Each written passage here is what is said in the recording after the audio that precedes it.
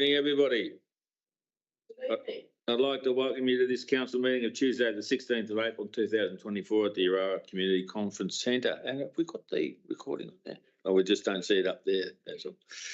Okay, I'm Peter Stevenson, Administrator of Strathbogie Shire Council, and I'll be chairing this evening's meeting. Acknowledgement of traditional landowners. We acknowledge the traditional custodians of the places we live, work and play. We recognise and respect the enduring relationship they have with their lands and waters, and we pay respects to the elders past, present and emerging. Today we're meeting on the lands of the Tongarong peoples of the Eastern Kulin Nation, whose sovereignty here has never been ceded. This public meeting is being streamed live via our website and made available for public access on our website, along with the official minutes of this meeting. All care is taken to maintain your privacy. However, as a visitor in the public gallery, it is assumed that your consent is given in the event that your image is broadcast to the public. It is also assumed that your consent is given to the use and disclosure of any information that you share at the meeting, including personal or sensitive information, to any person who accesses those recordings or minutes. Our governance principles. Council considers that the recommendations contained in this agenda gives effect to the overarching governance principles stated in Section 9.2 of the Local Government Act 2020, and these principles are numbered 1 to 9 on page 2 of the agenda. How the meeting will work. We welcome the people in our public gallery and also those viewing this meeting through our live stream via our website. This meeting is being held in accordance with Strathbogie Shire's governance rules. If we have technical difficulties during today's meeting, which means we're unable to stream the proceedings to the public, we will continue with the meeting given the public gallery is open. If an officer has a conflict of interest in a matter, they will be asked to leave the meeting and no discussion on the matter will commence until we are sure they have done so. The person will then be contacted to rejoin the meeting after the matter has been considered and the vote concluded. CEO, do we have any apologies or leave of absence? Through you, Chair, no, there are no apologies or leaves of absence for this evening's meeting. Do we have any disclosure of conflict of interest? Thank you, Chair. I will need to disclose or have disclosed a conflict of interest for item 11.3.1 on tonight's agenda at page 25. So we'll leave the room when that matter is up for discussion. Thanks very much, Braden. Okay, confirmation of minutes, decisions of previous meetings. Confirmation of the minutes decisions of the council meeting held on Tuesday, the 19th of March 2024. I move that the recommendation becomes a resolution and as such is carried. Petitions. A petition was received by Council on the 19th of March 2024 from Nola Keynes of Euroa in relation to the end of season closure of the Council's public pools on the 11th of March 2024. It is noted that the petition was received too late for presentation to the March 2024 Council meeting, and that's why it's here tonight. The petition provided 82 signatories, and the petition in full is on page 3 of the agenda. Is that right? Yeah. Yeah. Yes, page 3 of the agenda. Okay, so essentially, Council. Well, the recommendation is that Council accept the petition in relation to the request to change the season opening period for Council's public pools to commence from the beginning of the summer school holidays and close on the 31st of March, and 2, that the petition be referred to the Executive Manager, Community Communications Engagement for discussion with the Friends of the Pools Working Group. And I understand that those conversations have already begun. So I will move that that recommendation becomes a resolution and as such is carried. Report of Administrator. As Council's Administrator, March has been a very busy month for me and the staff as they undertake the actions around preparing our annual draft budget, corporate plan and pitch my project. Each of these subjects will be addressed throughout tonight's meeting. I'm continuing my talk to the administrator meetings, and I have 2 more sessions to attend, one in Violet Town on the 23rd of April and the other in Strathbogie on the 7th of May. And this has been a good way to hear about the concerns of residents throughout the Shire and to be able to address their questions about the upcoming October council elections. Very soon, this council will launch its Stand for Council, Your Community, Your Voice campaign, which will be taken on road to Ngambia and Euroa and include sessions online for the local government elections 2024.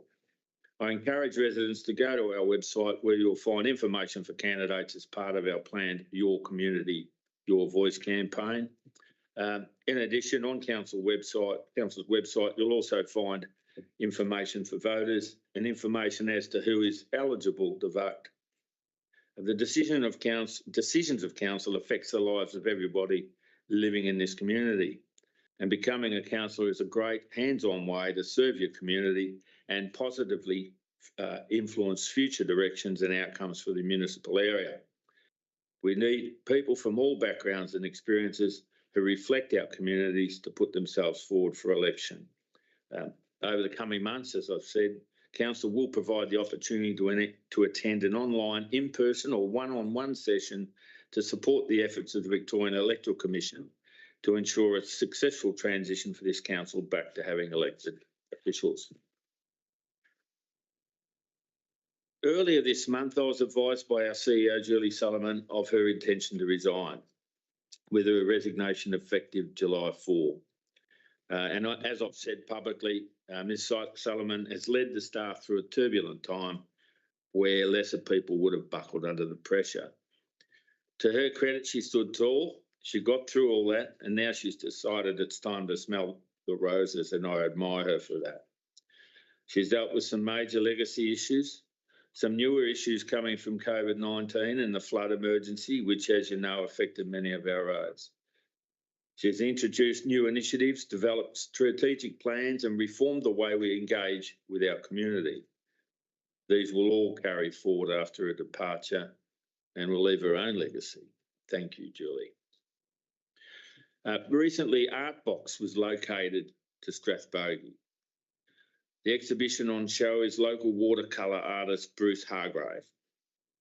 Artbox has been a great success touring from Euroa to Avenel, then on to Ngambia and now in Strathbogie, highlighting the artistic talents of our residents, some of whom would not normally exhibit to a local audience. Council is still actively advocating on behalf of the community to AusNet for a reliable power supply. We all know we need improved energy security. Council's advocacy for funding for Kerwin's Bridge is continuing, and we know we have the community behind us when we seek funding to restore the bridge for vehicle traffic. I'm pleased to see that the Strathbogie Tableland community is having a luncheon soon to gather information in the preparation of their local emergency action plan, otherwise known as LEAP. The fact that already Violet Town, Avenel and Euroa have completed their plans using the valuable knowledge of locals shows the importance of these plans should there be an emergency in one of these towns. And I understand Ngambia is gathering their working group together as well right now.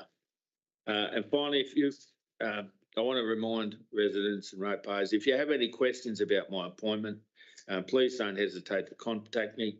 My contact details can be found on the council website on the administrator page, or you can contact customer service, who will kindly pass your request on. Always happy to talk, answer questions, which leads us to public questions.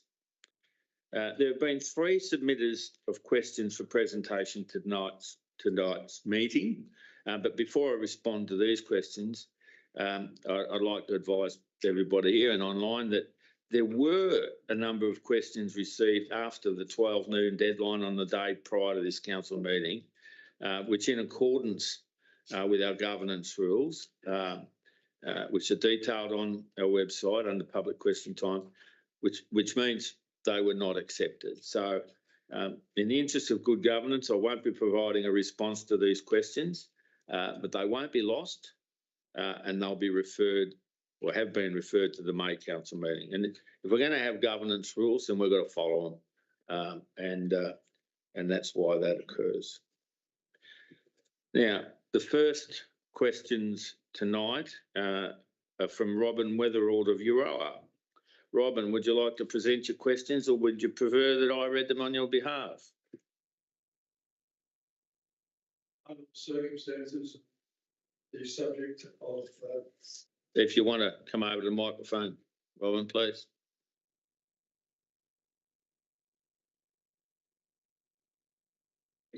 My name's Robin Weatherald. I'm a resident of Strathbogie Shire. Under the circumstances, and there is a policy direction coming up in the meeting that deeply concerned me and spawned this particular question.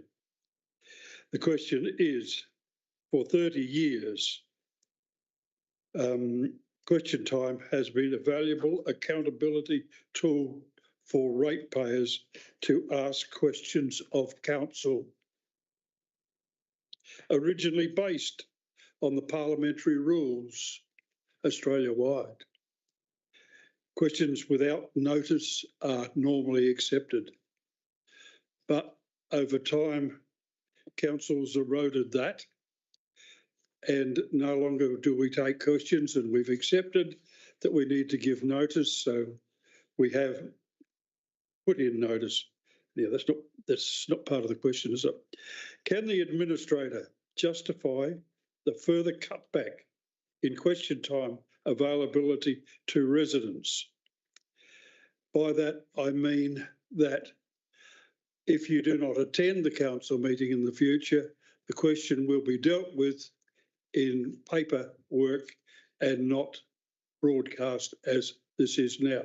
So what has happened in the last 2 years is we've moved the day forward on which question time closes. Instead of it on Tuesday, it's on Monday at noon, which is terribly inconvenient for persons who get the agenda on Friday and have other activities during the weekend, and then read the agenda on Monday morning and have to scramble to get a question in on time.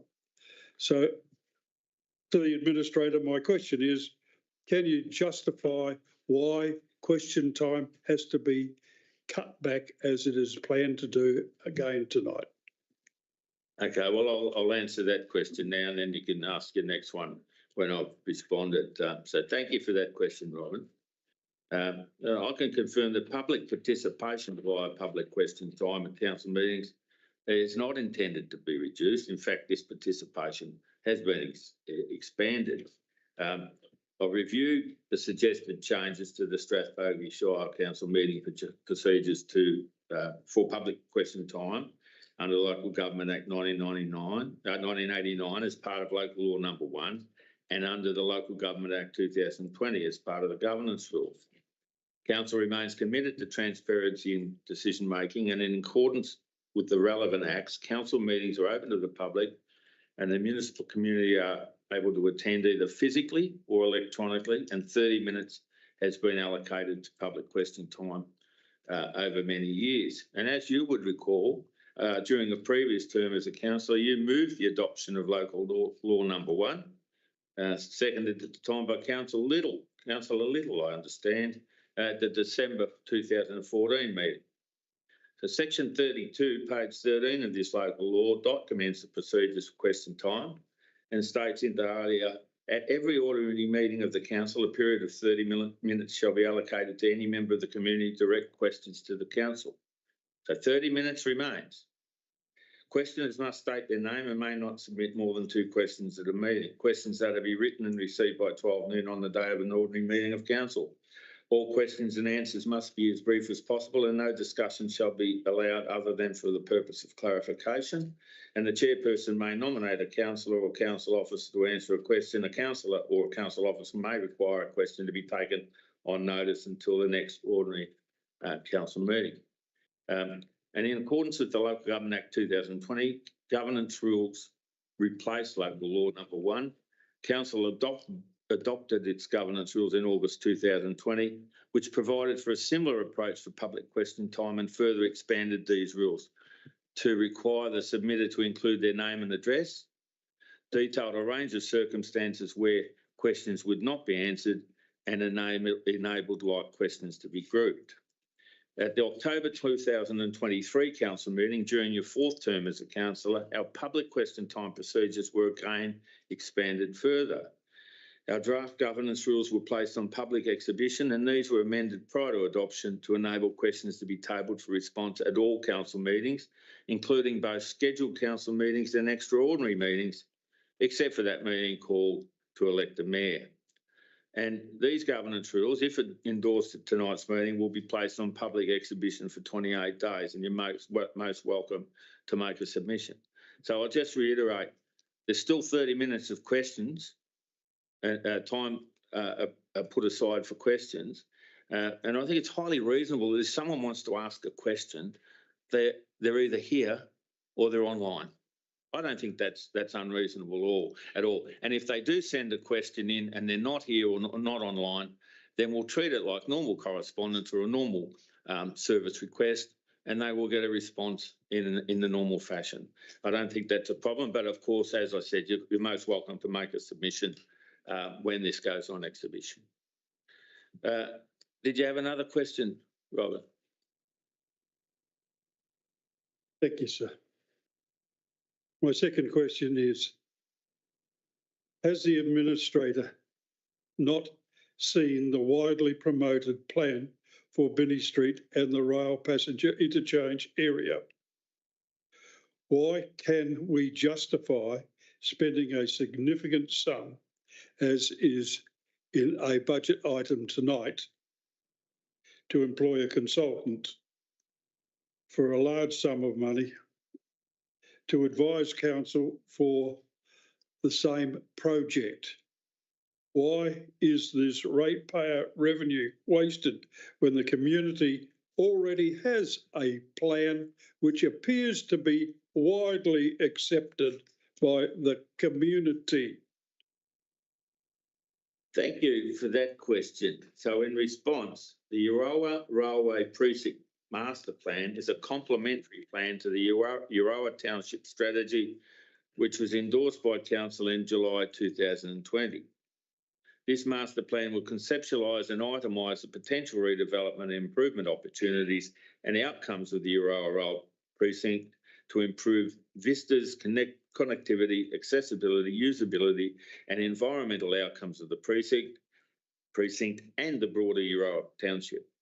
There is a strong need for this plan to be developed with reference to the redevelopment of the Anderson Street Bridge and associated works that will be carried out by the ARTC. It's not ratepayers' money. The development of this master plan is made possible through funding from the Victorian State Government. Thank you. Thank you, sir. I appreciate your answers. Please, may I offer one piece of advice? Please lower your mic down to your level of your voice, because your dictation and what you're saying is not clearly picked up, sir. Okay, thank you. All right, good day. All right, submitted number 2, Tom Maher of Balmadam has submitted the next 2 questions. And does Tom want to ask his questions?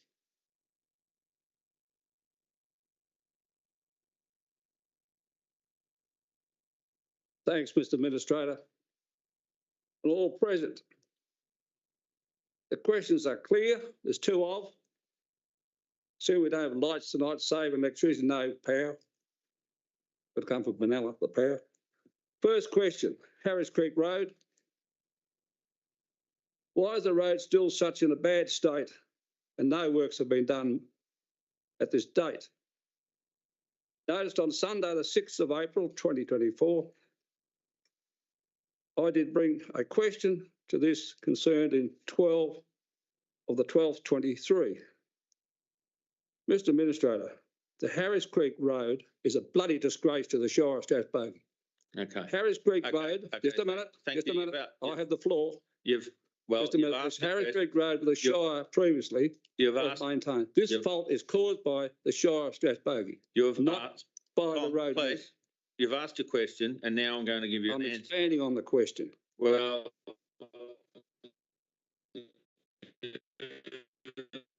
If you don't like to expand on the question, yourself need to remove the regulator, because I'm the boss. not the you to desist for now, and I will give you a response. It's not an opportunity for you to make a grandstanding attack on the organisation and what it does. You've asked a question, we'll give you an answer. If you don't like the answer, then we can have further discussions, but it's not an opportunity for you to grandstand and just throw stones, all right? Mr. Administrator, remind you, if the Speaker has the floor. Thank you. No, I'm the chair of the meeting, so you don't have the floor at the moment. So in response to your Harry Creek Road question, Tom, there are two concerns with that stretch of road: a sinkhole and a slip. Two things. The rectification works on the sinkhole were detected as part of our routine inspections and investigated prior to Christmas, and those works commenced today, the 16th of the 4th, 2024. These works were delayed while we secured funding from the federal government's Local Roads Community Improvement Program. The slip that occurred as a consequence of the 2022 flooding has progressed such that the detailed design of the rectification works is almost complete. Once these documents and the certified estimate for its construction has been completed, it will be submitted for consideration for funding from Victoria's Natural Disaster Financial Assistance Scheme, the NDFA. And we're not able to progress this project until we've secured the funding from the NDFA, as Council doesn't have the budget allocated for this work. But we are confident of securing the funding in due course. And please note that these works will not commence until the last quarter of 2024 in any case, to ensure that we're not impacted by further wet weather over the winter period and possibly later if the wet weather extends into the spring. So please ask your next question, Tom. Thanks, Mr. Administrator. I'd ask for a meeting with you and someone senior of that subject. But Mr. Administrator, second question. It's quite clear. Council owned machinery. What is the detailed assessment held by council for the machinery? What's the detailed assessment? When there is an amount of $131,890, including GST, for two out front mowers. Okay. Wednesday the 23rd of 23 in council tenders. But Mr. Administrator, if we've got two out front mowers supplied by Batalis, Newmarket Road, Shepparton, how many mowers does the Shire have out front? And what do they do? What becomes of the existing mowers in Batalis? Was two mowers passed? We're a long way dearer than a supplier in the Strathbogie had. Well, and I know out front mower, $18,000, not 65,000 thereabouts. So what's going on with these mowers? Tom. Thank you. Okay. All right.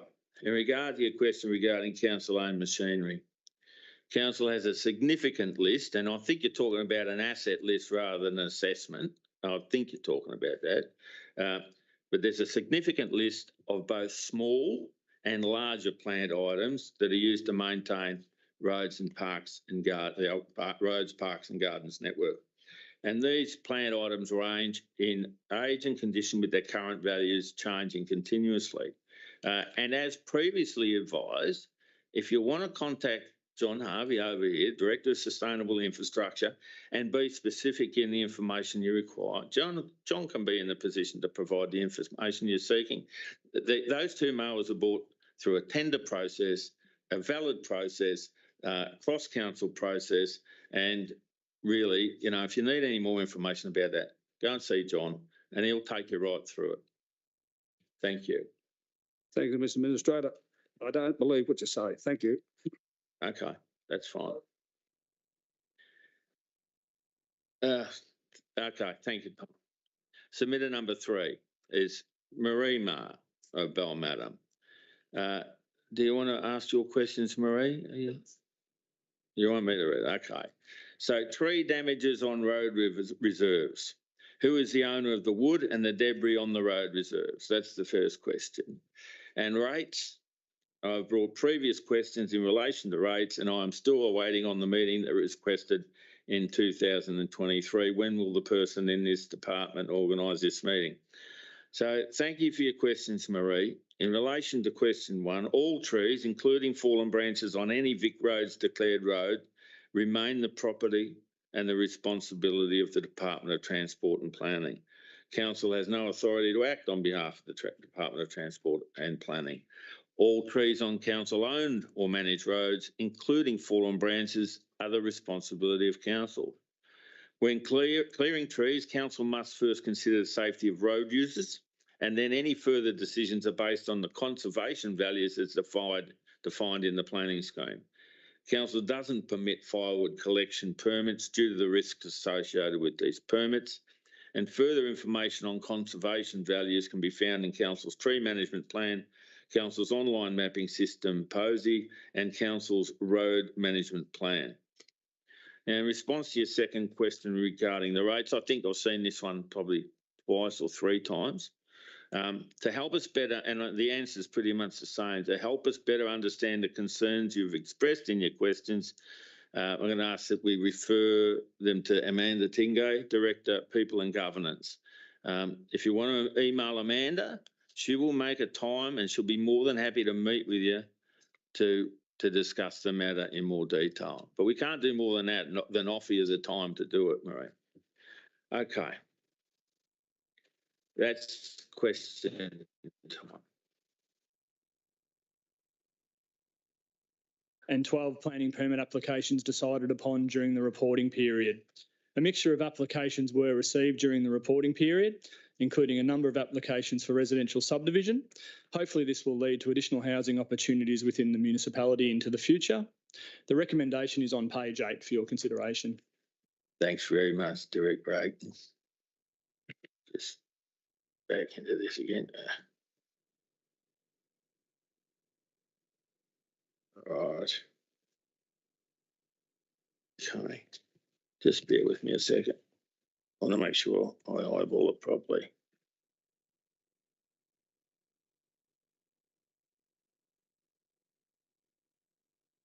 There we go. Yeah. All right. So, the recommendation is that council note the 8 new planning applications received, 12 planning applications decided on during the period 1 to 31 March, and note the report. I'll move the recommendation becomes a resolution and as such is carried. Thank you for your work. Yeah. Community Strathbogie Shire power supply 11.2.1. So who's taking this one? Oh, sorry. Yeah, acting executive manager, community communication, engagement and advocacy. That's one or two marvels. Thank you, and through you, Chair. Power supply in Strathbogie Shire and surrounding districts has been unreliable for many years. The northeastern side of Strathbogie Shire's power is supplied from Benalla and the southwestern side is supplied from Seymour. Both supply lines are operated by AusNet and are both single lines of supply, with the exception of Greytown, whose power supply runs through Powercore from Shepparton. With the introduction of new prevention requirements that were legislated following the Black Saturday fires in 2009, Strathbogie Shire's power supply has become even more unreliable since the introduction of what's called REFCAL, or Rapid Earth Fault Current Limiters, in Benalla and Violet Town, which occurred in September last year. The local community has been impacted significantly by the large number of outages and particularly the sustained outages, and have mobilised together calling on local politicians and AusNet to find solutions and a mechanism for a more reliable power supply. The outages have resulted in significant medical, social, economic and financial loss for individuals, businesses, along with being inconvenient. Public meetings have been held recently in localities across the Shire, and public awareness is high, particularly with the local and state members of parliament. This has been initiated calling for the state government and AusNet to identify a power solution for the municipality. Council's number one advocacy ask of state government outlines reliable power supply as our number one ask. This ask included the need to upgrade ageing and inadequate infrastructure with reference to the supply line, particularly between Benalla and Seam. Joint advocacy is required from many stakeholders to demonstrate to the state government and the Australian Energy Regulator that this is not an acceptable level of service and that a solution must be identified that is supported by funding to deliver what is required. The identified solution also should not compromise the safety of our residents in the municipality from bushfire. Reliable power supply underpins housing, industrial and business growth and investment and is critical to modern day life. From schooling to work life to responding in times of emergency, every household and business relies on power and technology.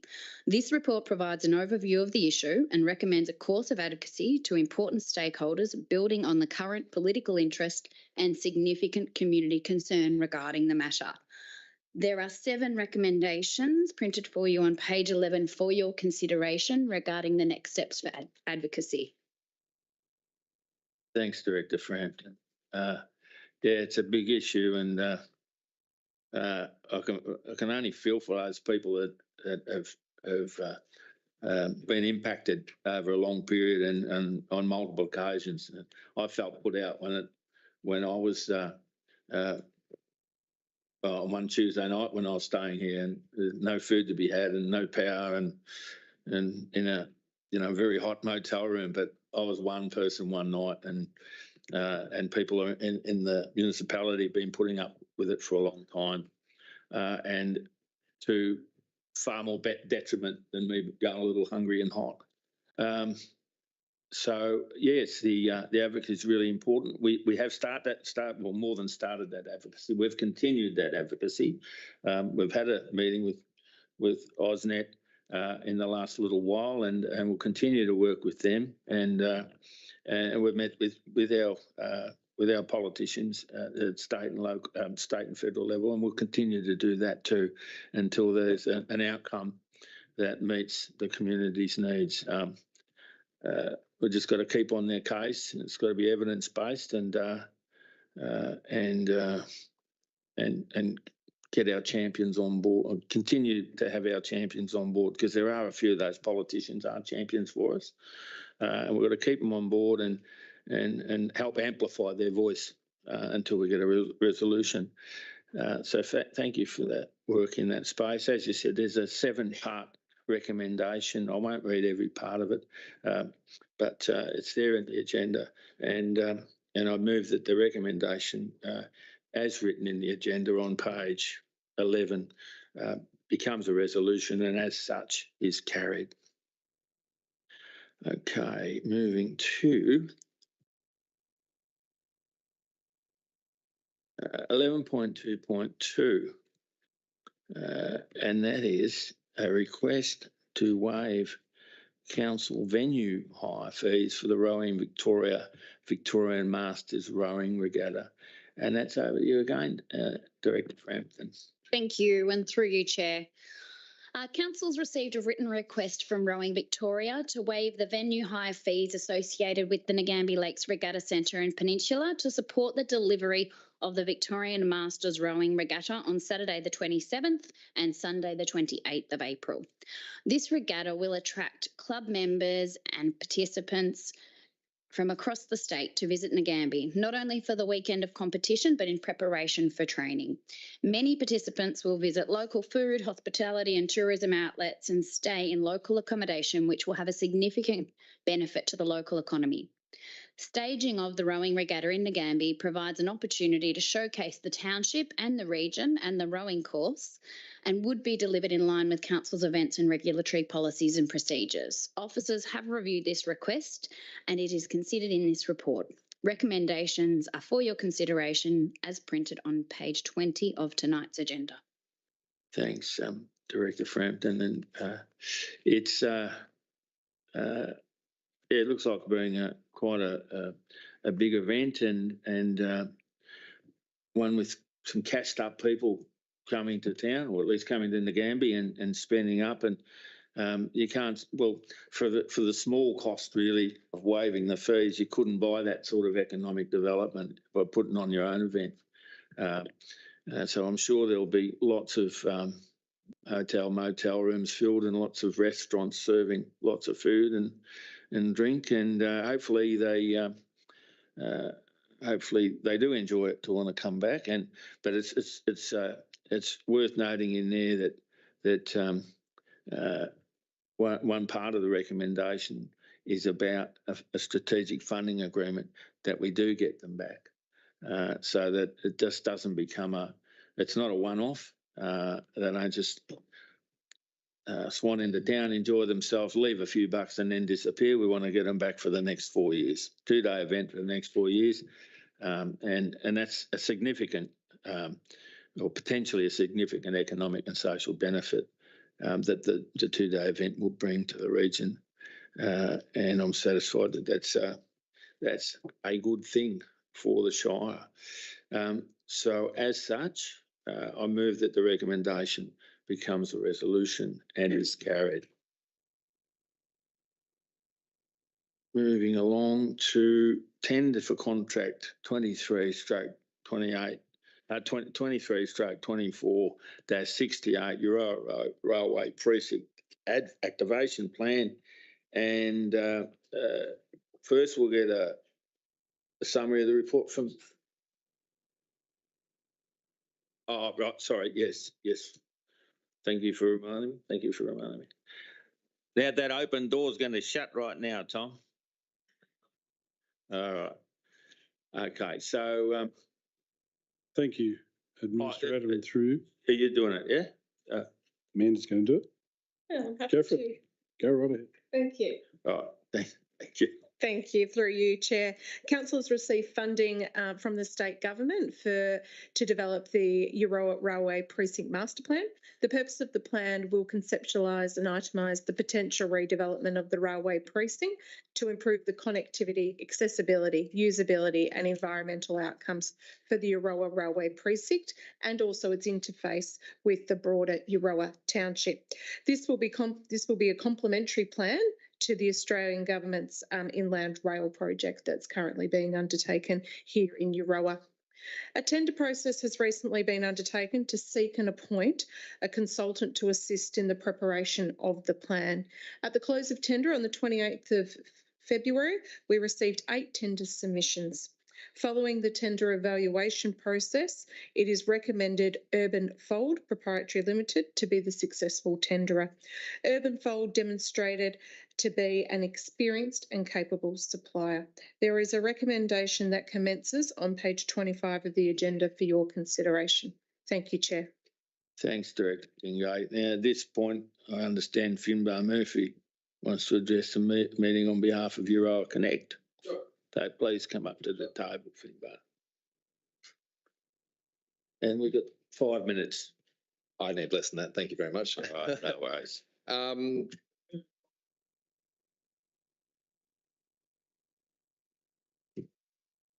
So I'm representing Design Euroa this evening. I'm Finbar Murphy. I'm just going to read from this. I don't know if I'll deviate from it at any point, but Design Euroa and Euroa Connect have been canvassing Binney Street users to determine support for Binney Link, a pedestrian walkway which would link the western end of Binney Street via Franz Clough's site to the other side of town. We see this as not just a matter of public interest, but an essential safety and design feature for the proposed rail precinct. Signatories want a better connection to our currently divided township, and we therefore seek council support for Binney Link to be incorporated into precinct plans. We currently have just over 1,000 signatories.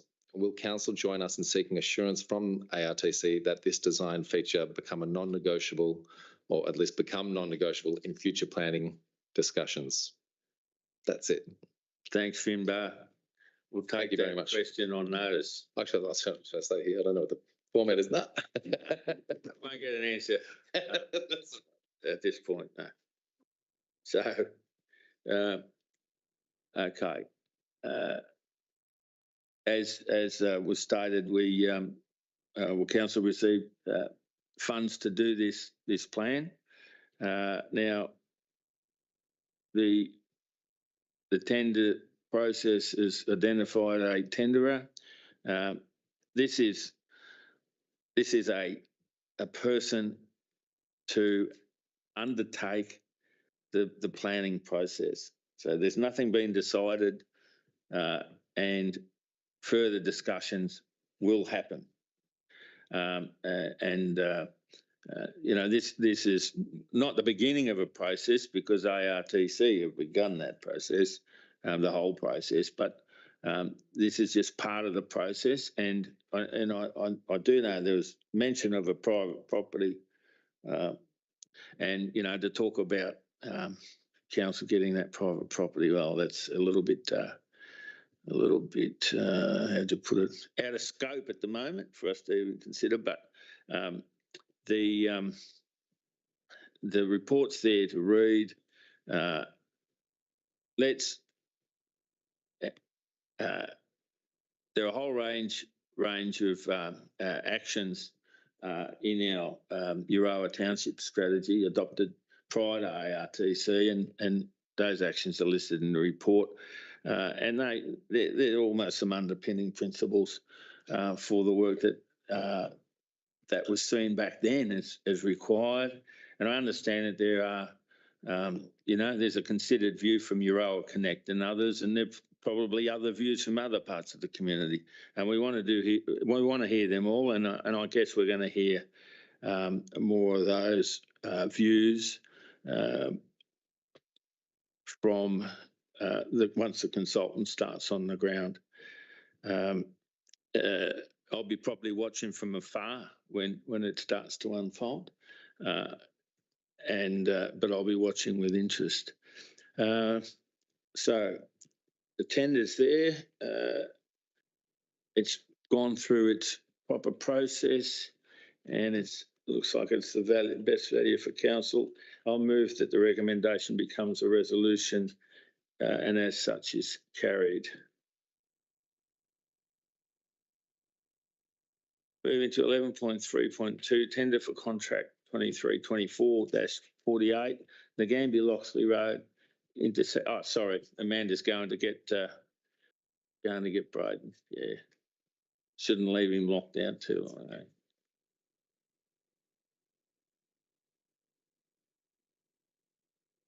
Thanks, Braden. I nearly forgot you. Nearly forgot to send you out. Nearly forgot to bring you in, but that's it. We can all get things wrong at times. So 11.32, tender for contract 23-24-48 in the Gambia Loxley intersection rehabilitation. And that's over you, Director Harvey, please, summary.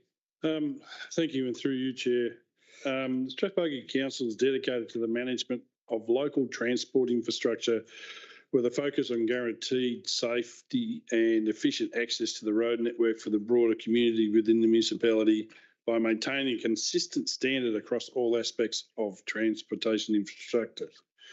During recent routine inspections of the intersection in question, of which on page 35 you'll see there is a photograph showing the extents of the proposed works. We've identified, despite lack of loss of shape, etc., substantial amounts of pavement stress at these locations. We're anticipating that without rehabilitation in this area, the continued safe use of this intersection will be at risk. We will start developing potholes and significant deformations in the pavement. Subsequently, we applied to the LRCIP program for funding to rectify/rehabilitate this intersection. You'll note there that there was a tender process that we've now completed and assessed the 5 tenders received. The tenders closed on at 4 p.m. on the 28th of March. And you'll see the 5 tender submissions there. The recommendation for the awarding of the contract is as per that on the page 34 of the document. I can ask you to consider the report and subsequently the recommendation. Thanks, Director Harvey. Just to highlight, I guess, there were 3 non-conforming tenders, and I understand that to be because they were over the tender envelope. The price, that's correct. Yep. Yeah. Okay. All right. Good as gold. Let's go. And I'm sure there's going to be some people from that particular area are going to be very pleased when this work gets done. The recommendation is on page, where are we, on page 41, and it's a 4-part recommendation, and I'd move that recommendation becoming a resolution, and as such is carried. And thank you, Director Harvey. If I could, the recommendation is actually on page 34. 34. Have I got a different? Done. Sorry, Peter. That's all right. No. Page 41 is the next item. Sorry, what am I doing? Yeah. Page 34. 34. Yeah. 4-part. Yeah. Yep. On page 34. Yeah. Okay. I've moved that. And that's carried. So the next one is the tender for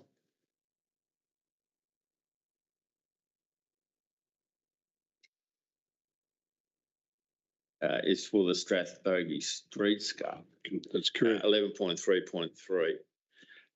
So a brief summary, please, Director Harvey. Thank you, and through you, Chair.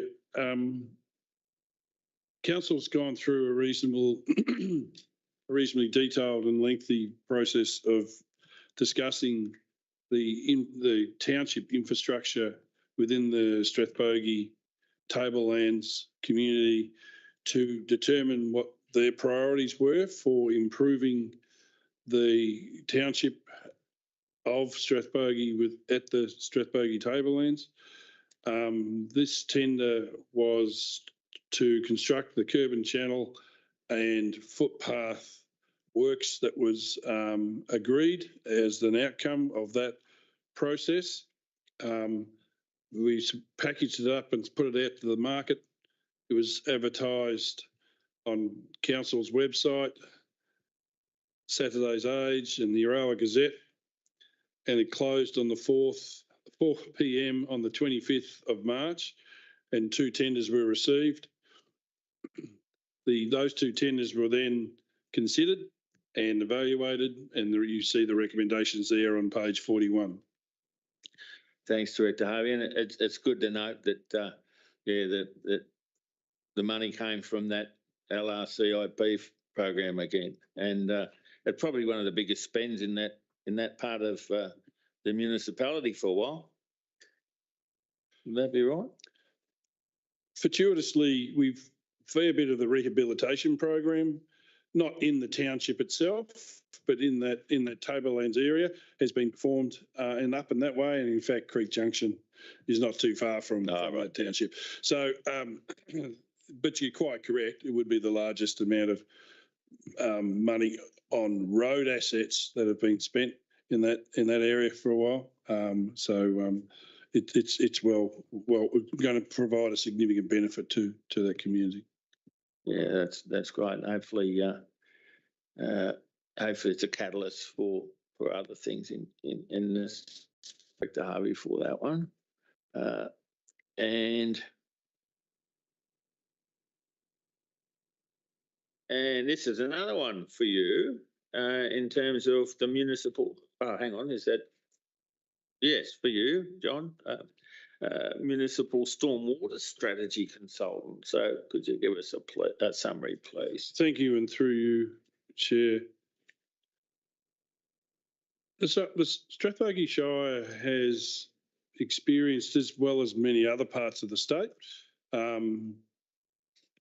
significant impacts as a consequence of recent heavy rainfall events and just general rainfall events in all of our townships to different degrees.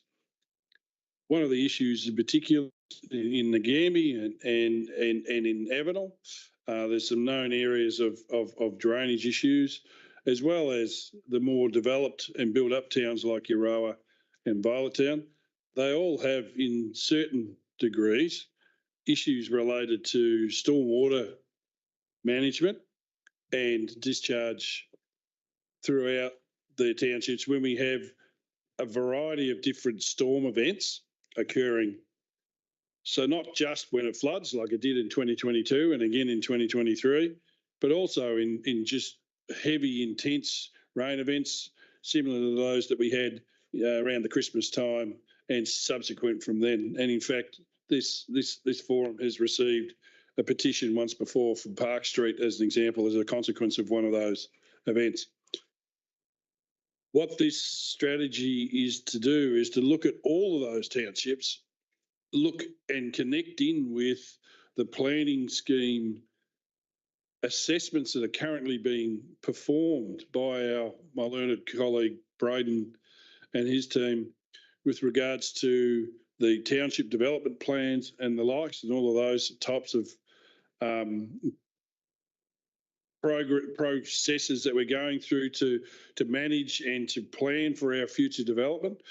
And this strategy will inform us as to where to best invest our dollar to get the best bang for your buck, if you'd like to use that term, for our investment, our capital programs as we move forward, to not only rectify some of the current problems that we're aware of, but also facilitate ongoing development within those townships such that it doesn't continue possibly, as is the case in some instances, and I'm sure people in the audience would have better idea than I would where those things are. So, you know, as the townships grow, etc., unfortunately, the pipes that we put in 50 years ago don't necessarily get any bigger. And regardless of our attempts to use retardation basins and the likes, sometimes even those are devices that weren't put in until what I would call recent times in comparison with the drainage designs. And subsequently, we have some localised flooding and nuisance flooding within our townships. So this is a really important strategy that will inform us not only for next year's capital program, but really set us up for the next 5 to 10 years to ensure that the work that we invest in our drainage works ongoing will be to the best benefit to all of the communities. The hardest thing that this is going to do is then the next really hard bit is that this is going to identify all the areas. It's then probably in your predecessor's time, they're going to have the hard bit of deciding which bit gets done first. Yeah.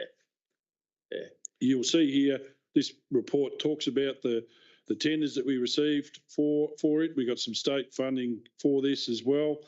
You can see there on page 48, it discusses the award of the contract to the specific contractor that's been evaluated in this instance to be the successful tenderer, and I ask for your consideration of that recommendation on page 48. Thanks very much, Director Harvey, and you know, it's really timely. When I've spoken to people in the different areas in the community, and you know, because you've been at those meetings, one of the biggest issues has been around drainage and flood mitigation, and of course there are other things that will happen around that as well. But some of these are legacy issues where developers were never taken to task and putting the right stuff in at the first place. Some, you know, going back. Others is about the 1 in 100-year floods becoming, you know, 1 in 5, 1 in 10s, and then 1 in 5s, and then two in a row, and all that sort of stuff. And it's like a perfect storm. If you don't have that infrastructure put in when the development occurs, catching up is bloody hard. And And this plan or this strategy is really going to help that, because you can't have lots of pipes that size going into one pipe that size. So that's just simple mathematics. And yeah, so I applaud the funding. I applaud the contract, and I'm really pleased that the state has come up with some dollars for it as well. So with that in mind, and yes, and I note your comments that this is going to set the Shire up in parts in this respect, subject to all the other things that go on and weather patterns changing and continuing to change and so on. But if you don't have if you fail to plan, you plan to fail, and this is a big start. So well done. With that in mind, the recommendation is on page 48 in 4 parts. Again, I won't read that, but I'll move that tender 11.3.4 becomes a resolution and is carried. And the next one is, again for you, Director Harvey, a brief summary on the tender for contract number 23/24-46, construction of Avenue entry signage. Been speaking a lot. Thank you, and through you, Chair. This body of work again is, as was created as part of the Strathbogie, like the Strathbogie table lanes work, and that is the municipality have gone through extensive 3 stages of community engagement to talk to the Avenel community about the streetscape designs. And in fact, they were presented to Council on the 15th of March 2022. Stage 1's works in Avenel occurred in 2022, and works undertaken included then new landscaping, garden beds, some advanced tree planting, some new seating and some footpath corrections in Queen Street. As part of stage 2 of that streetscape program in Avenel, further community engagement was undertaken, and town entry signs of the subject of this tender were developed. Now, this signage is complementary to the policy on the township signage installation works, and does not replace it. It is complementary to that. It's a little bit like the sign that is in Avenel. There's also other signage in Longwood Township, both of which are complementary to and quite specific to the township. The process that this has gone through has been extensive. We've gone to tender here, and we've received 3 tenders. We went through a best and final offer process to achieve the greatest value for money that we could. And you'll note that the 5-part this time recommendation on page 55, continuing on to page 56, is there for your consideration after the evaluation of the tenders to actually install this program. Thanks for that, Director Harvey, and I look forward to seeing those signs in place. Look, I won't dwell on this one. As you say, there has been community engagement in a number of stages, and it looks like it's. I'm going to move that the recommendation becomes a resolution, and as such is carried. It's a good thing to do. Moving on.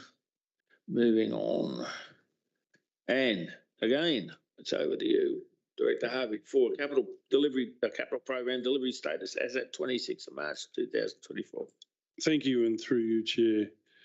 You'll perhaps recall, it was minuted from last council's meeting, that I authored and presented a report last month with regards to the completion dates and comparison of the completion dates from planned dates to originally planned dates to forecasted completion dates, and noticed that there was at that time no information provided on the financial component of that assessment. We have subsequently worked very diligently with the accounts department and my project managers to get them au fait with the accrual accounting processes that's required to make this planning, this type of reporting more meaningful. And as the officers get used to this style of reporting a lot more, it will be more and more accurate, particularly as we move into the next capital program in the next financial year. So as I indicated to you at the last meeting, I would bring the report to you. I think probably every month to the end of the financial year to keep the department, the division, my division, honest in regards to how we're progressing and delivering those items. And you'll see here that at the moment we're reporting there hasn't been any slippage from last month, and in fact that financial red light and green traffic light component has been included in those reports for your review and your noting as of the end of 26th of March 2024. Thanks for that, Director. And it is. Traffic light systems are great tools to immediately drag the eyes to the things that are, I suppose, need to be focused on, and adding that financial component has added that bit extra, and it's great to see the fact that there hasn't been slippage in the program, and you know,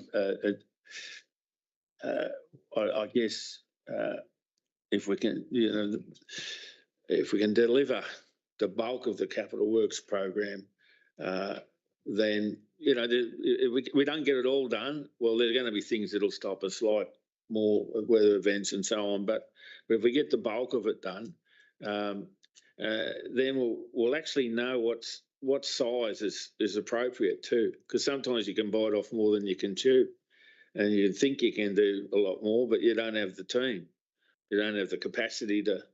I know in other departments, other areas, you've got to have the people on the ground to do it.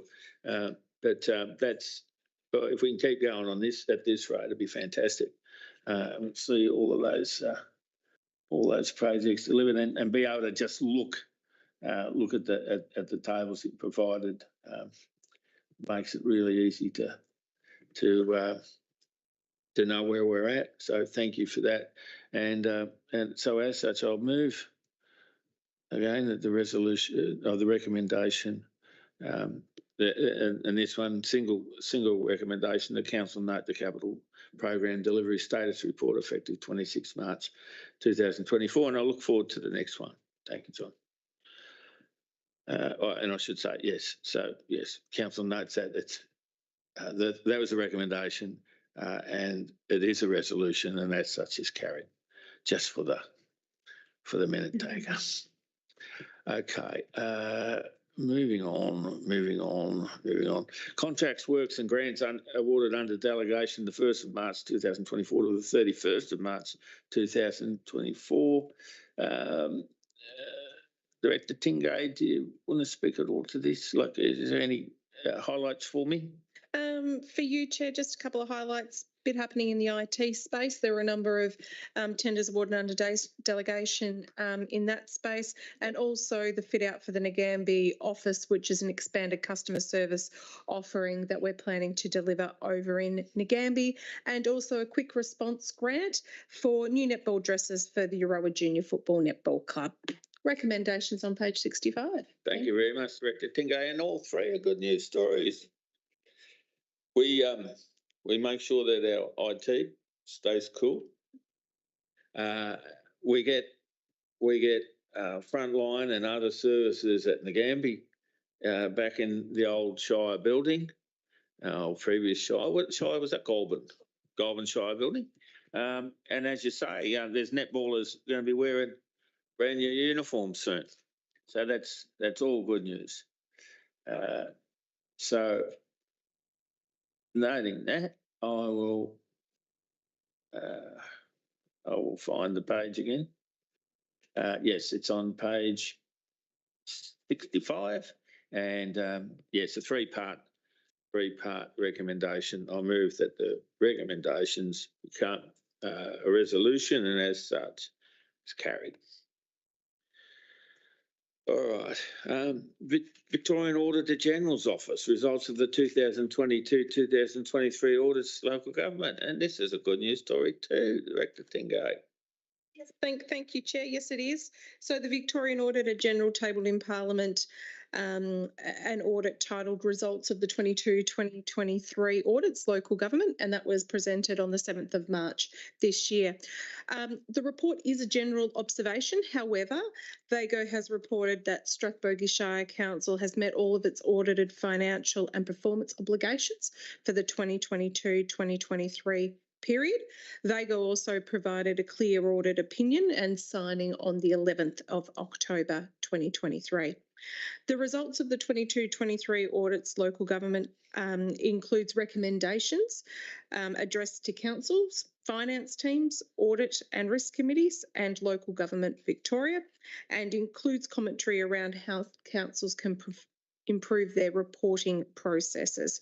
So some of the themes that were included in that in the report is around planning for and education around the financial reporting processes and legislative obligations, a document approach to asset valuation and related accounting policies, the asset valuation oversight role of Council's Audit and Risk Committee, and the prompt resolution of identified internal controls and financial reporting issues, of which we will take on board as we move forward.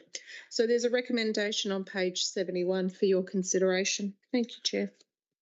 Thank you, Director Tingay. And yeah, good news that we're seen by the Auditor General who have ticked off all of the things we needed to, all of the actions, and also says that Strathbogie Shire Council's short-term financial health is satisfactory. Great. But it does have a note of caution that unless we plan, have sound financial planning and financial management,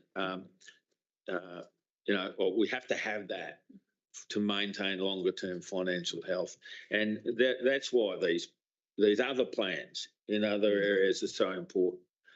That's why the CODI program and getting the IT support for that, being able to do the accruals and all of those other kind of technical issues to get the planning, the actual strategic planning stuff is so important. All of those, once you've got all those plans in place, then it's a lot easier to know where your money has got to be spent. But this is a good news story, and it's always nice not to be on the VAGO list. So I'll move we note the report.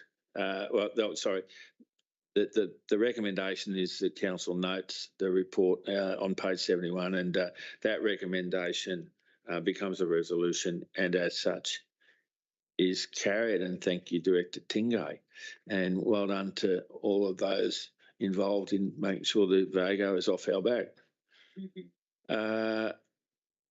All right, Council Policy Review 11.4.2, Draft Open Data Policy. Director Tingay, over to you again, if you might. Thank you, Chair. This report recommends Council adopt the revised draft Strathbogie Shire Council Open Data Policy. So this policy provides direction on the release, licensing and management of data so that it can be used and released used and revised to the community and also the businesses as well. After an internal review of the revised draft policy, it's now been completed and there are only quite minor changes to the policy.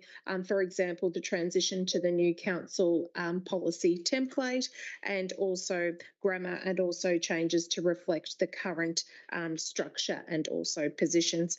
There's a recommendation on page 78 of the agenda for your consideration. Thank you, Chair.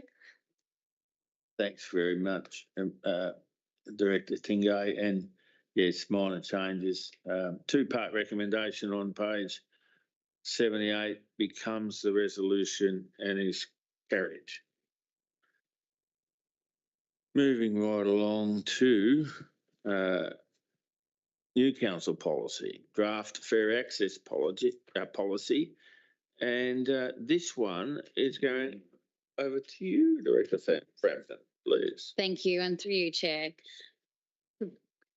This is a new policy, a draft fair access policy, an associated fair access action plan.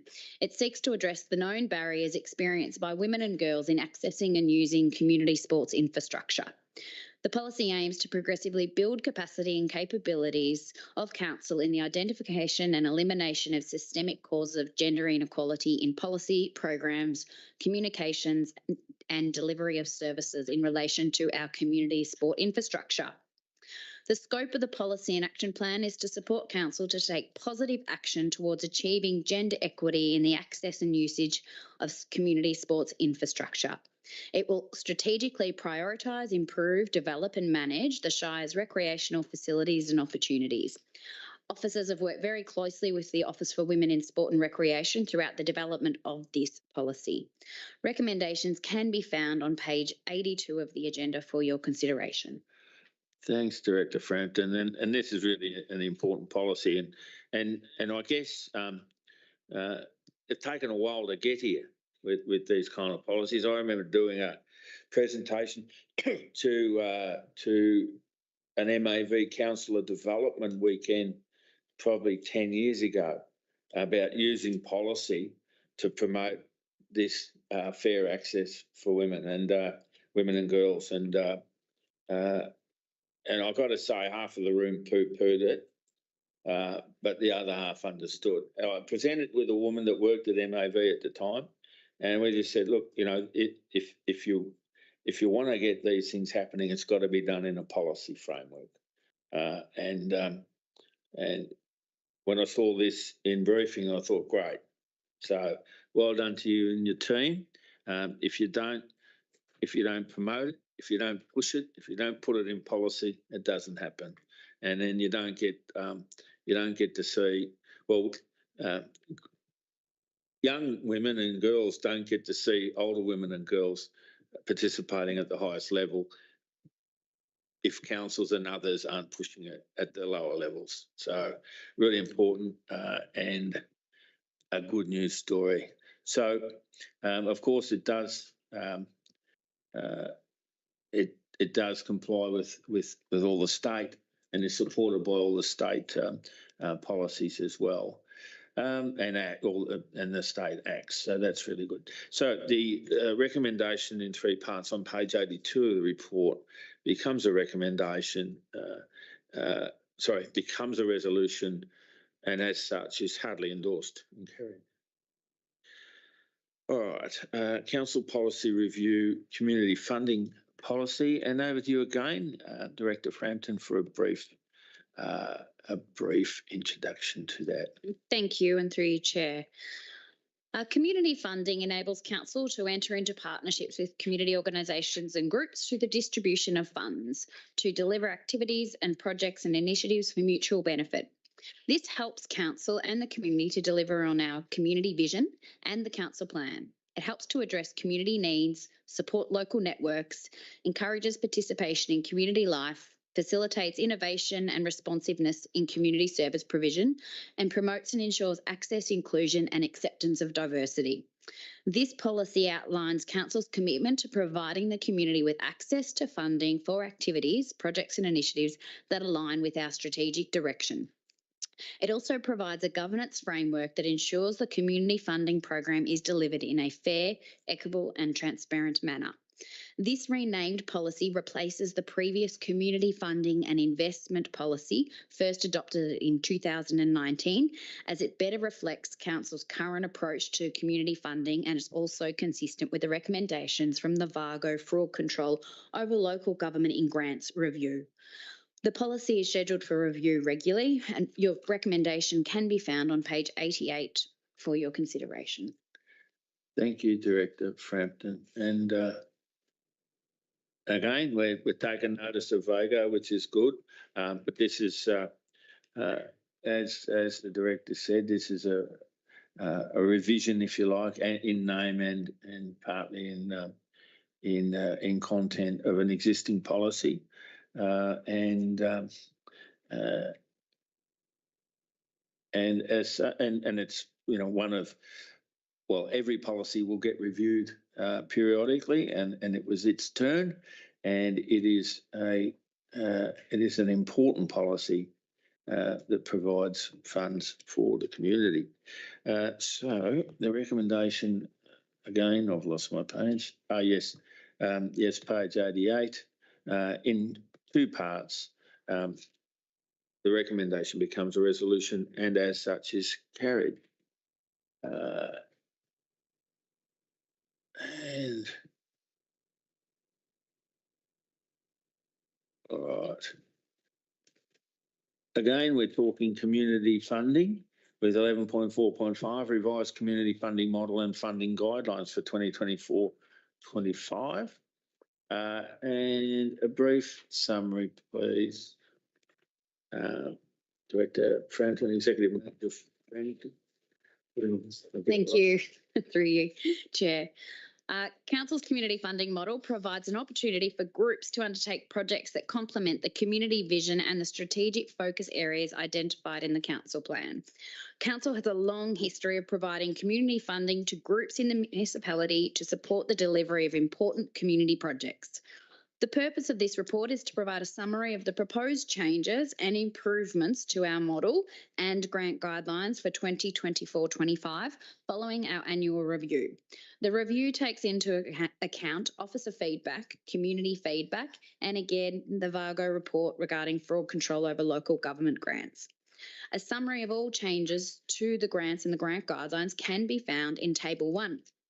This year in particular marks the identification of a new a new stream of grants, the Reducing Emissions Grant for up to $20,000 for projects that deliver a positive environmental change through community infrastructure improvements on council-owned assets that will reduce emissions. The model also does make reference to Pitch My Project, identifying that this is an avenue for the delivery of important community projects determined by the community. An overview diagram of the model can be found on page 98 of the agenda, which helps you to see the holistic view of current community funding.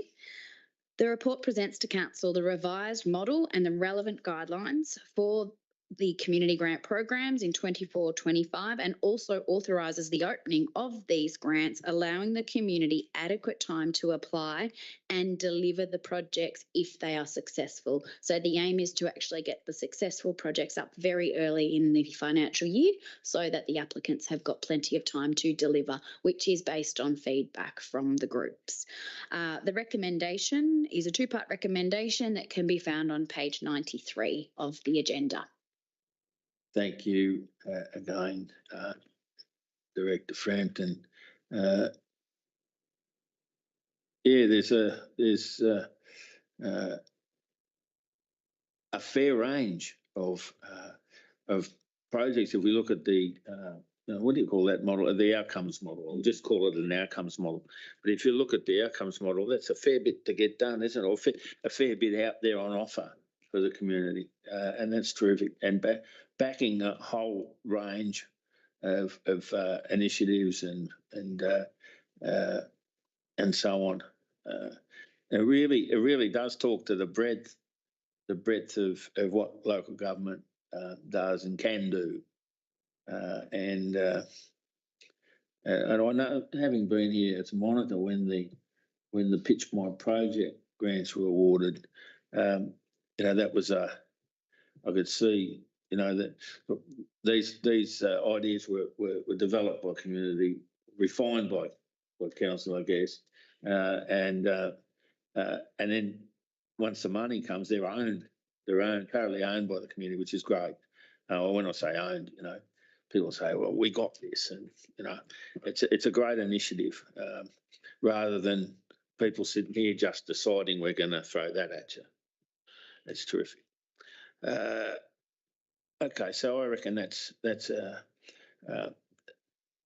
good to go, and it is really good that feedback has been taken on board in any review process. If you don't take on feedback, then what kind of review is it? So sometimes you've got to say no to some of the feedback, but it's taken in and you've made changes accordingly, and that's good. So the recommendation becomes a resolution and is carried.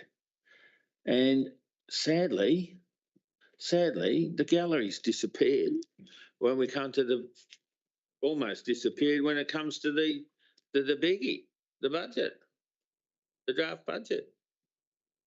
So they must all be happy with what we put in the report. Anyway, no bites open. Okay, so Director Tingler, may we have a summary? Give us some highlights of the budget. What people will be clapping their hands over this year. Don't want any hand wringing. Okay, no, thank you, Chair. Through you. So obviously we've got up tonight the draft 2024-2025 budget, and also the draft fees and charges, and subject to your endorsement to be put out for public feedback, with the closing date of the Friday, the 24th of May at 5 o'clock. Included in this year's budget is the up to 300,000 towards the Pitch My Project submissions as well. That is informed by a community voting process, and to be included in the final draft budget. So once again, if supported tonight, community will have the opportunity to get voting on those pitches.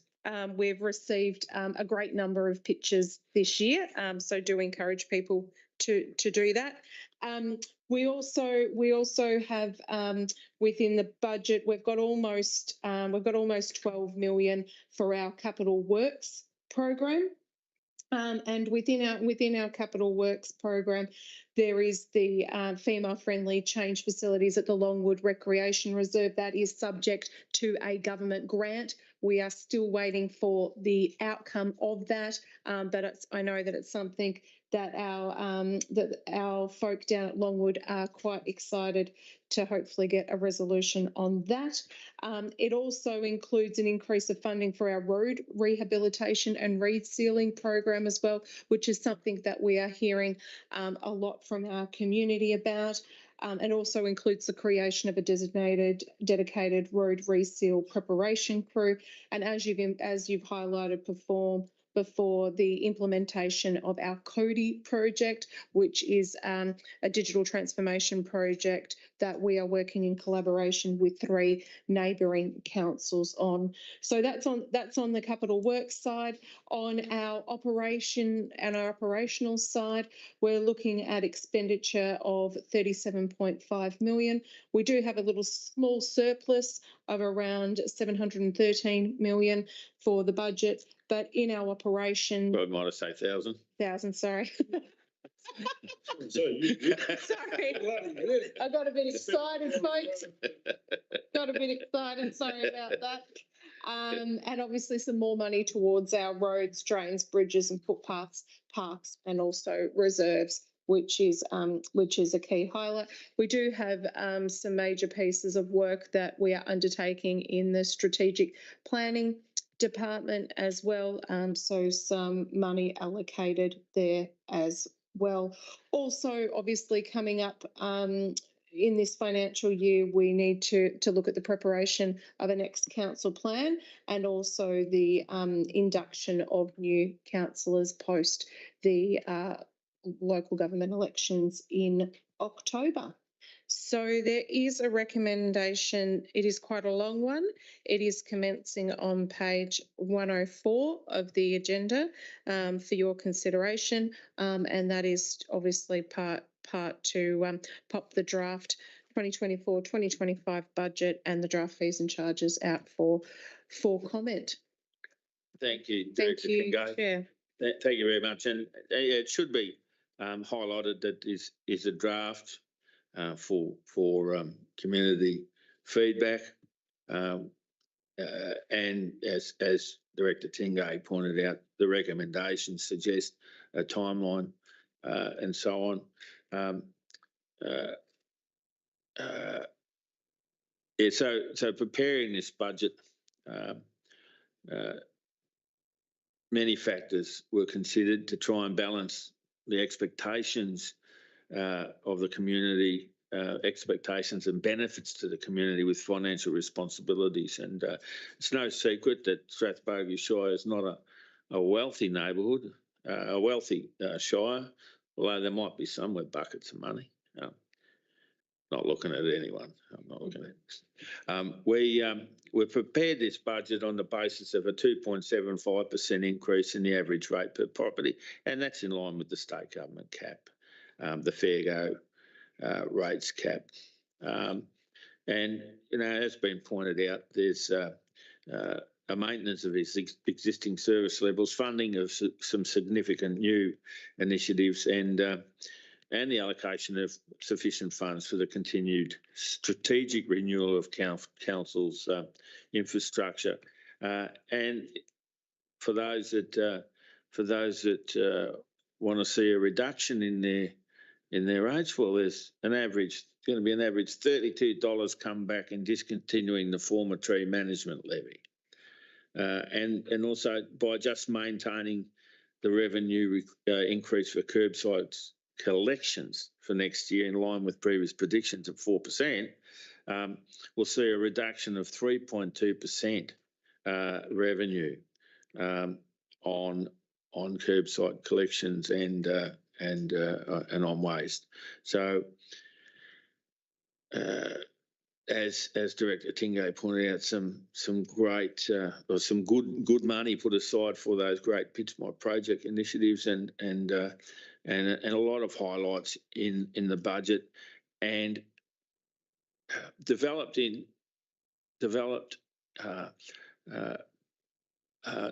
understanding the council plan as it existed, that was put together by the previous councillors, understanding the financial situation, but also understanding and taking in feedback from people in the community. So it is a balanced budget, and credit to the team that put it together.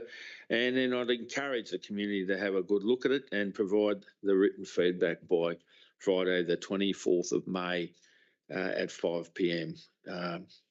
So we look forward to getting your feedback. Again, well done to the team. There is, as was pointed out, an 8-part recommendation over 2 pages, pages 104 and 105 of the papers. And I won't read those out. I'll be here all night. But suffice to say that I'm supportive of that recommendation, and therefore becomes a resolution, and as such is carried. And we look forward to further discussion on the budget from the community. Okay, updated Shire Council governance, Strathbogie Shire Council governance. No, sorry, I've gone too far. 11.4.7 Council Plan Update 21-25, draft year 4 actions, 1 July 24 to 30 June 25. And do we have, well, can you provide a brief summary? Thank you, Director Tingay. Thank you, Chair. So you've mentioned about the council plan. Our current council plan was adopted in October 2021. The plan is currently in its third year of delivery, and this report seeks endorsement on the draft updated Year 4 actions. And as you've mentioned, those Year 4 actions will run from 1 July through to 30th of June 2025. The council plan is reviewed and updated on an annual basis to not only reflect the actions that have been completed, but also to ensure that the plan stays relevant and that it is current as well, and in addressing any unforeseen issues or changes that may affect the community or impact on the community. An example of the initiatives included in the draft 2024-25 actions include participating in the newly established Goulburn Region Tourism Incorporated, something that the council's been advocating for a very long time, the adoption of an urban growth strategy, understanding the outcomes of the civic accommodation study and presenting the findings and recommendations to council, and also undertaking an alternative waste management and transfer station rationalisation study. So there's quite a bit in this year's actions. The report seeks feedback from the community on the draft Year 4 actions, and we are encouraging submissions with submissions closing at 5 o'clock on Friday, the 24th of May. Thank you, Chair. Recommendation is on page 112 of the agenda.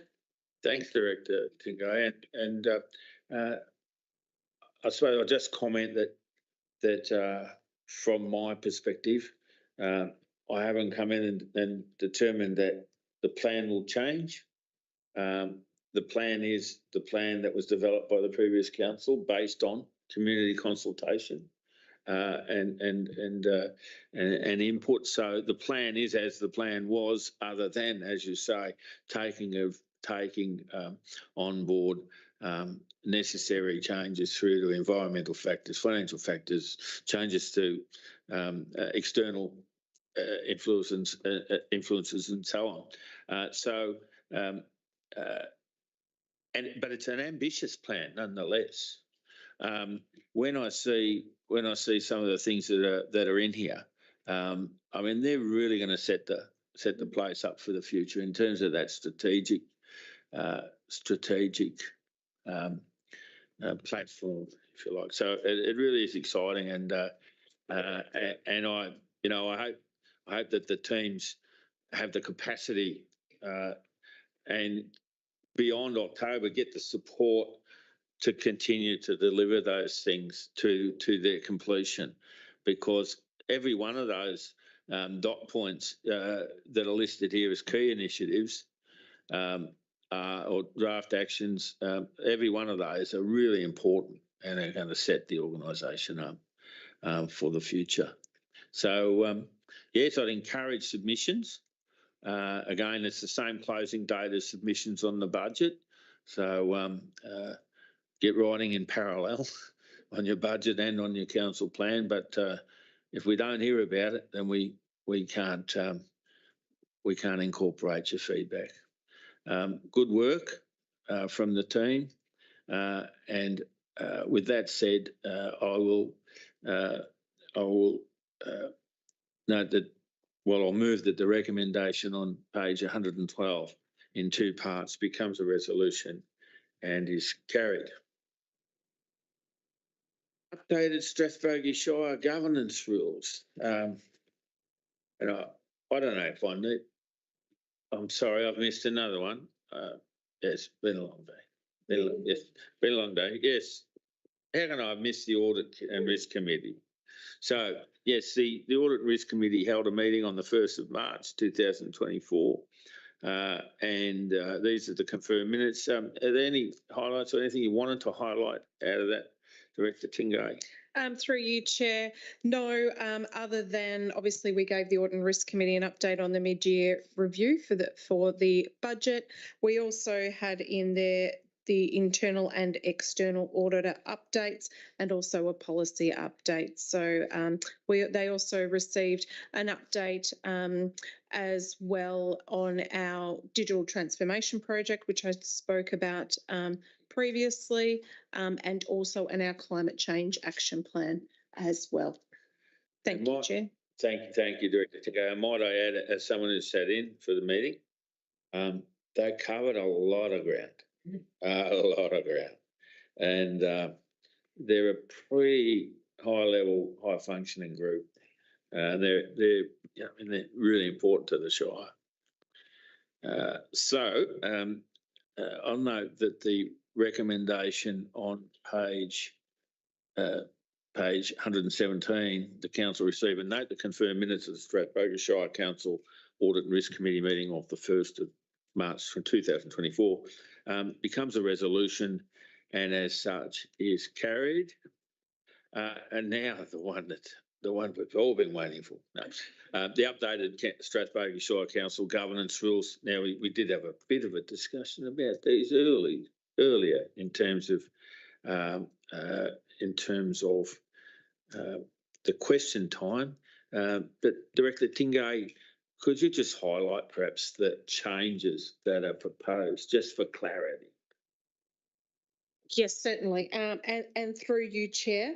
So the changes that are proposed, and once again, if supported tonight, are on draft under the Local Government Act. If there is any amendments to the governance rules, they need to be communicated with and also provided the opportunity for community to provide feedback.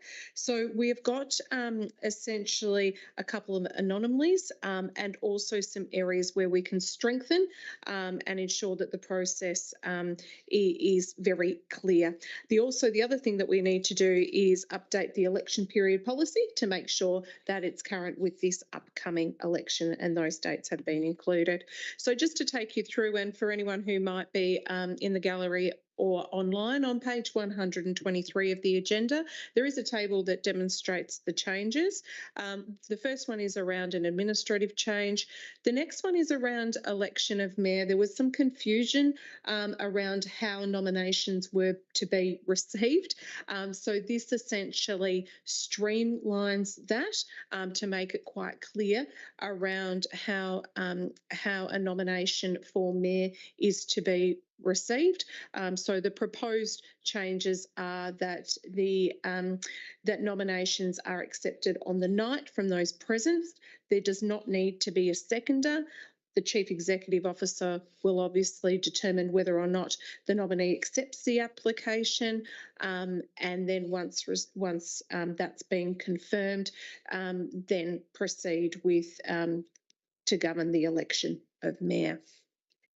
There's also, moving on to page 124, is around question time. And as you mentioned earlier this evening, that those who are not present will still be provided with a response to their question in due course. In relation to section 36 for petitions and joint letters, making it consistent throughout the governance rules that a petition must be received 30 hours prior to a council meeting. We had previously changed, the council had previously adopted that 30 hours prior for question time be included in the last governance rules, and this is just making it consistent for all deputations, representations and petitions and joint letters. So those are those two covered. And as I mentioned before, updates to the election period policy, which is really around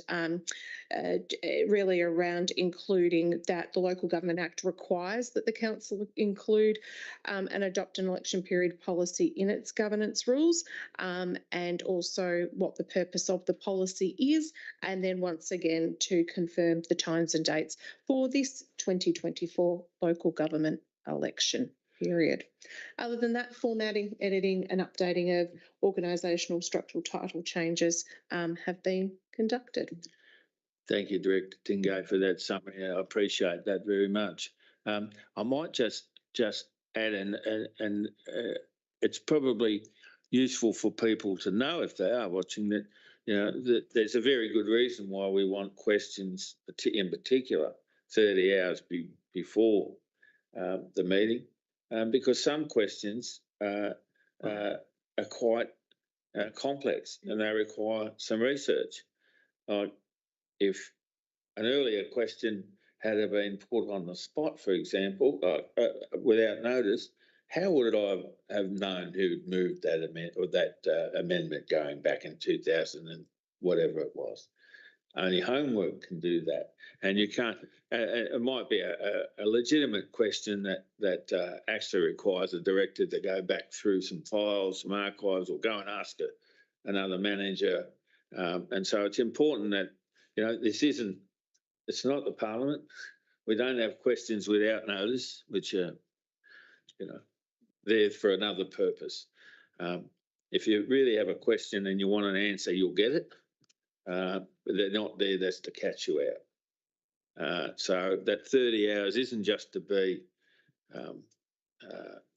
difficult or to be hard on people or make it hard on people.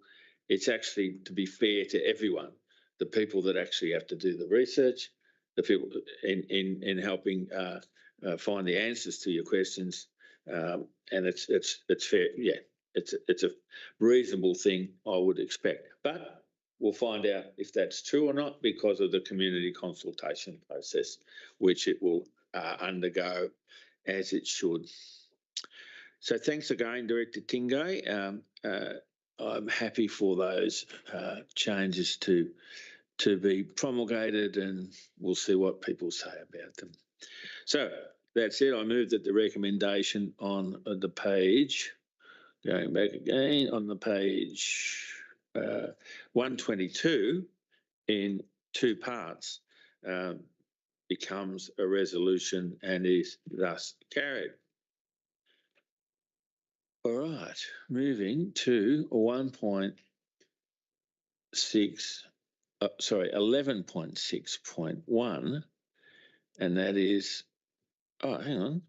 I've missed another one. I'm flicking over the pages. Monthly performance report. I've got to stay in bed every morning at least until 6 o'clock, I think. Monthly report, performance report 11.5.2. Highlight, please, Director Tingay. Thank you, Chair, and through you. Just wanted to point out page 132. So we saw a significant number of new requests come through from 1 March 24 to 31st of March 2024, particularly in our planning and also our statutory services. It is pet registration renewal time, so hence why we saw quite a bit of activity in our statutory services area. And that's the main highlight for this month. Thank you, Chair. Thank you, Director Tingay. And that poses a question for me because I've moved places.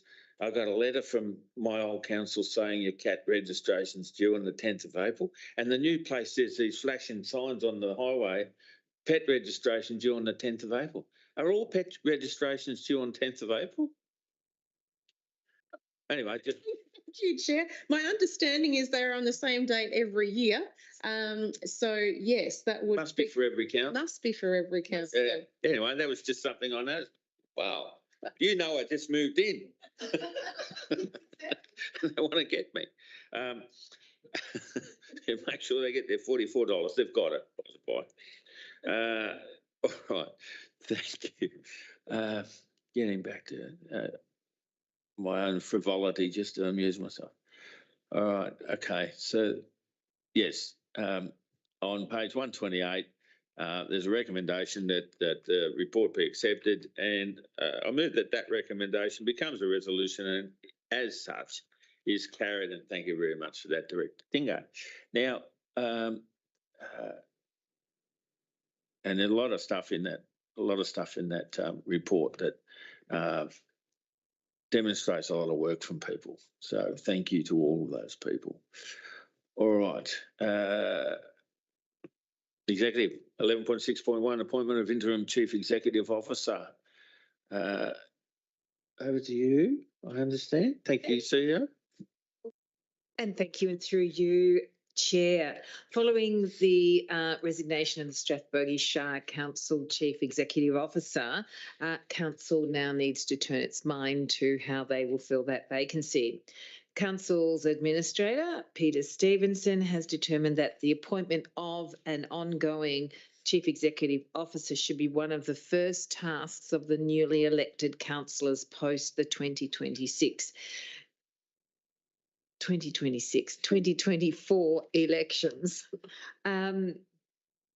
On reviewing the CEO employment and remuneration policy, the administrator noted that policy is silent in regard to the appointment process of an interim CEO under such extraordinary circumstances where council is not governed by elected representatives, and that the council CEO role also becomes vacant.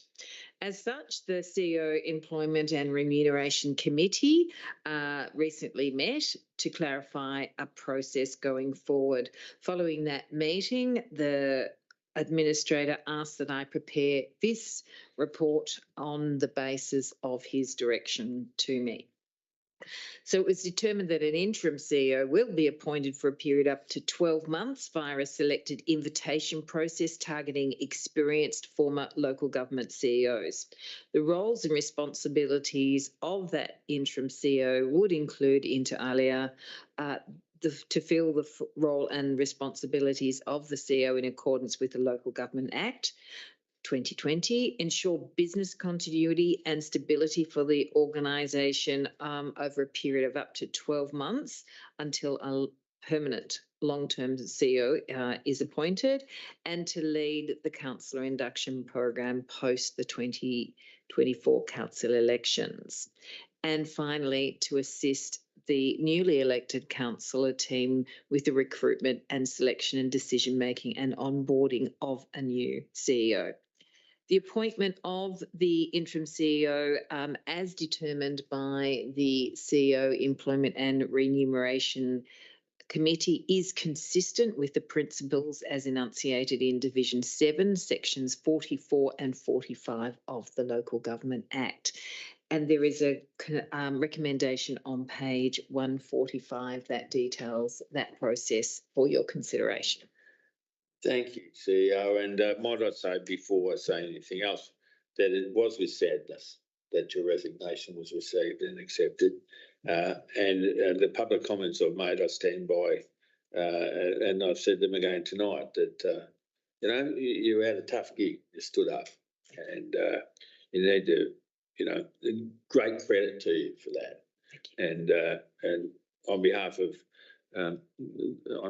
of I suppose the community, good luck with the future, and put the feet up, smell the roses, and then think about what's next. Thank you. And enjoy. You've served the community well. So the process,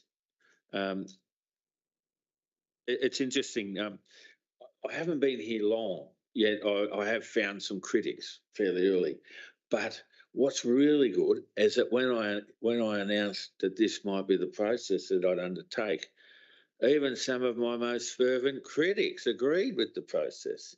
So I'm really happy with that.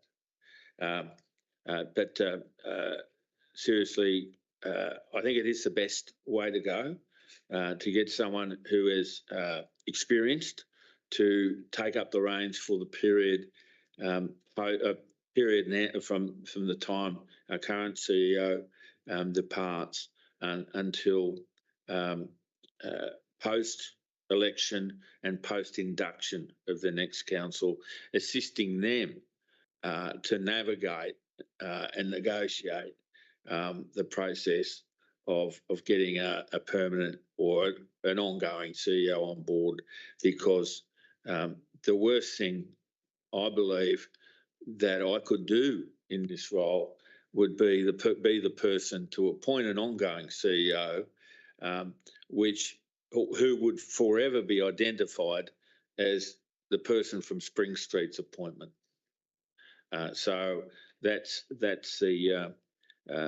my thinking, and as I say, even one of my most fervent critics endorsed that process recently. So I must be doing some of it right. And when I have canvassed this around the place, with people in the sector, with community people, with a whole range of people.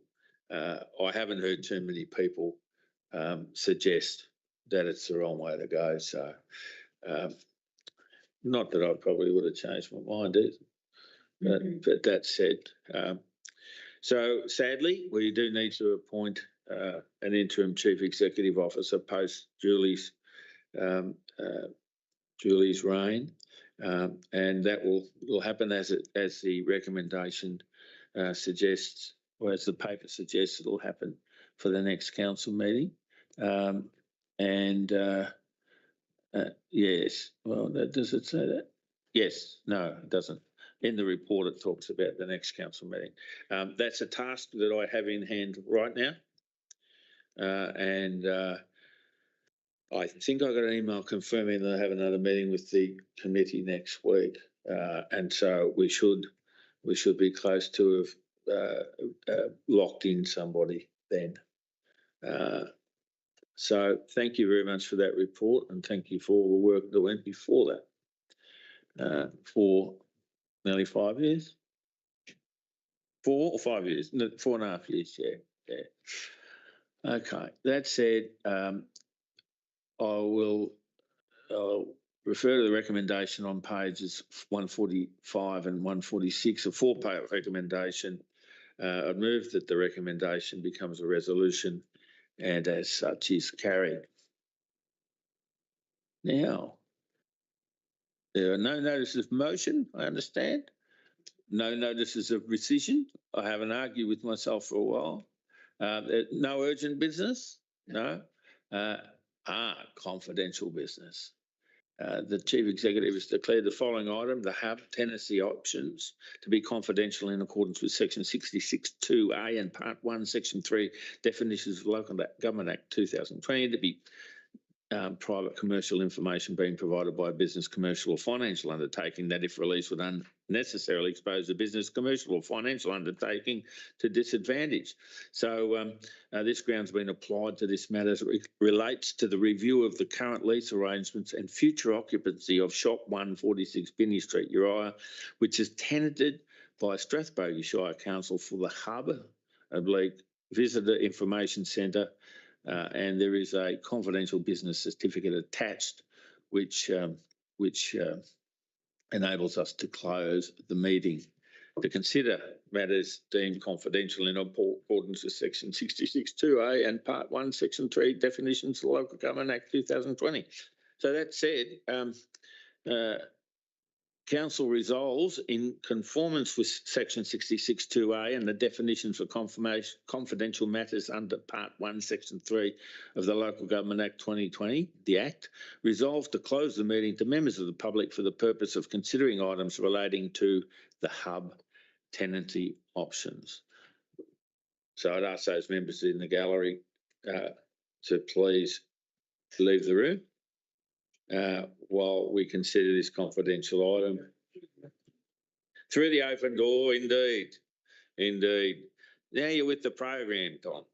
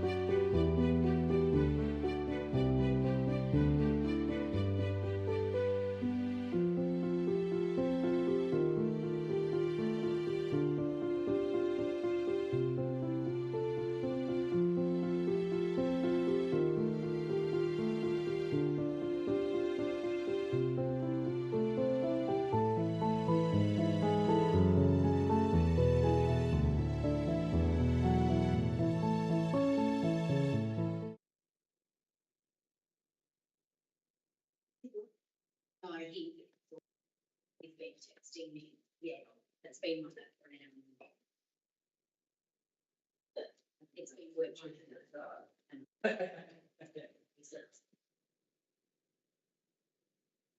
Okay, so we got down to one. Well, at least we got someone back.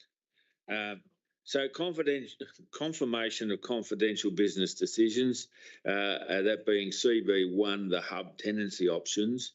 The recommendation is that the decisions made in camera be ratified by council, and I hereby resolve that recommendation or those decisions are indeed ratified by council, as such is carried. So the recommendation is carried. That's it. The next meeting of Strathbogie Shire Council scheduled to be held on Tuesday, the 21st of May, 2024, here at the Euroa Community Conference Centre. Look forward to you all being here. And there being no further business, the meeting closed at, what's that say, 7:57 p.m. Thank you, everyone.